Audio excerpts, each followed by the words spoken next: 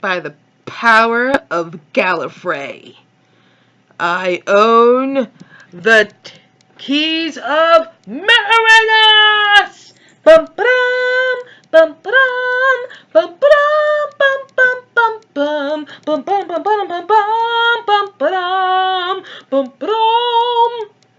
And if you're thinking right there, did she just give an introduction to a Doctor Who video using the theme music from Masters of the Universe from 1980s? Yes, I did. What are you gonna do about it? And you know what? I stand by that film completely. Masters of the Universe is a cult classic for a reason. Don't judge me. It's awesome. What? He-Man forever. Yeah. Okay, so, hey guys, welcome, and for those of you who already seen my channel before, welcome back. I am the Philadelphia Whovian, and for this video, it's going to be my thoughts on the DVD I got of the first Doctor, his very first season, The Keys of Marinus. I'm not gonna lie, guys, might accidentally, during this video, say Marinus instead of Marinus. It's just my dumb American speech where we sometimes mispronounce things that obviously we know how it should be pronounced. I don't know why, but my brain, for some reason, always thinks Marinus and not Marinus. I don't know why. I'm sorry. Guys, what? I'm sorry. What? I'm sorry. I'm totally sorry about that. Okay, so, the Keys of Marinus. This story, okay, they land on the planet Marinus, and when they get there, there's glass, like where the sand is, there's glass all along it. And then, Susan wants to wade in the pool, and it turns out it's a pool of acid. Ooh, sweet Mary, mother of God, this place is dangerous. And then, there are also some ships. Sorry, I'm trying to seat myself in an easier fashion. There are some ships that have landed, and it turns out they are the Vorg, which is an invading party, but they'll find that out later. Because, see, Susan's shoes got caught into the pool, the acid was there, it killed her shoe, she has to go back to the TARDIS to get new shoes, but so Ian gives her his shoes, she goes back, but good old Susan gets distracted. We could always rely on Susan to wander off, or get into trouble, because that's what Susan is there for. Alright? So she goes to this palace or large place because she's just curious about it. She goes there and she gets trapped in there. And then the Vorg also gets trapped in there and the Vorg almost kills her. But then it gets killed. I don't know how. I still don't know how. There's a knife in the back, but how'd the knife get into the Vorg's back? Sorry. And then they come across this character and they find out that this planet Marinus. See, I almost said it Marinus. See, I almost said it. I did. Sorry. It turns out there's like a conscience in there, or it's like something about it. It's like, I can't remember the term for it. Sorry. It's probably not the conscience. But either way, there were keys to this thing, and this conscience, or this conscience, whatever it is, it actually had this ability to pretty much make the people of Marinus completely docile and peaceful. It taught them right and wrong and kept them on the right and kept them from doing wrong. It really, when you think about it, it's while it's a beautiful idea, at the same time it's kind of almost dystopian or utopian, if you will, where it's a machine that keeps humans from pure free will. This never gets really addressed.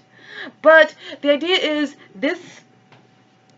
the keys of Marinus are separated. There's one key still in the conscience. I'm going to keep calling it that. Sorry if I'm wrong. I'm sorry. I'm so sorry. But you know what I'm talking about. It's the machine they kept this planet pretty much on the straight and narrow, and everyone on this planet from being, from ever being hostile or ever committing wrong.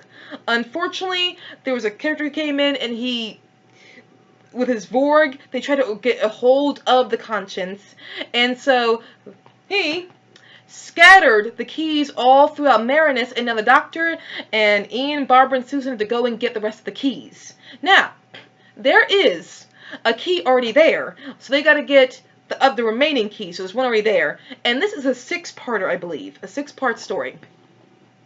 So they spend it getting, I think, 5 more keys. 4 more keys, so I think 5 more. So this is our journey, and it's kind of an obligatory journey because they actually were going to go back to the TARDIS, but he made a force field around the TARDIS, so they had no choice but actually go and get these keys.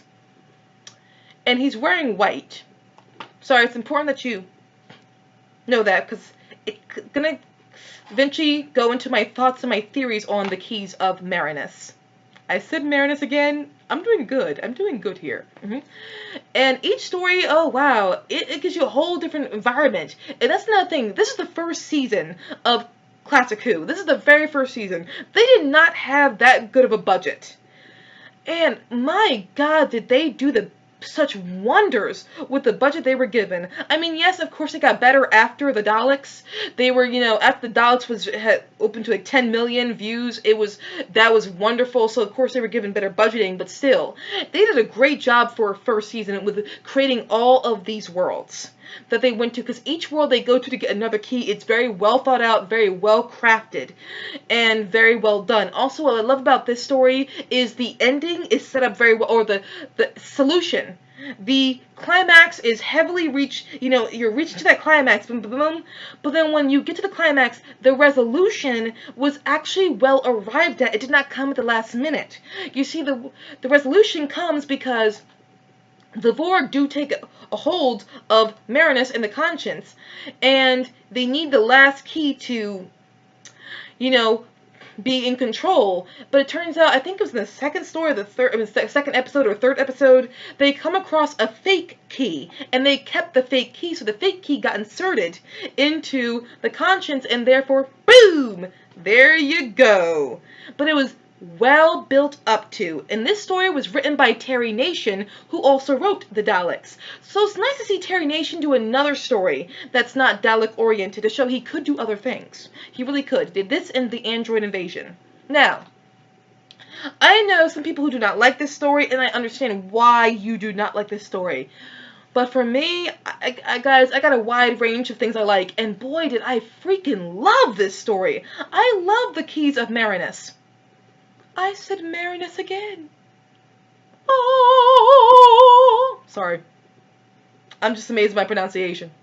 Okay. I loved it. I absolutely did. I liked the creation of each world. They go to one world and turns out it's like all a fake world, and it's just like something they put on their foreheads to make them believe everything is absolutely beautiful. And you see over the course of that episode how it's really testing with what's real and what's fake, because you see it at some point they are like, drinking something they thought was really beautiful crystal. It's a crappy cup, and then they go into a room, they think it's a beautiful laboratory. It's not. It's completely empty, but the doctor sees what they want him to see and not what's really there. And Barbara, she saves them because something happens where it falls off her head, so it doesn't work for her. And then she ends up bashing and destroying these things that were controlling all of this part of Marinus. It was absolutely incredible, and she releases it. And God, I love you, Ian and Barbara. I love you too so freaking much.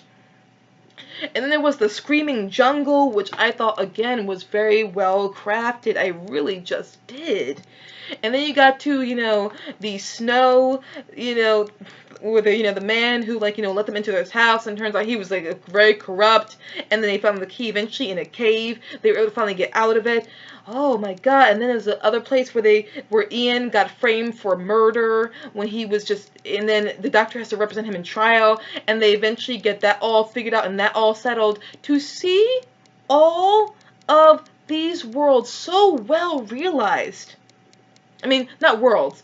These parts of this world so well realized, so well developed, and just, it was just so, I liked it. I thought it was very well set up and very well written.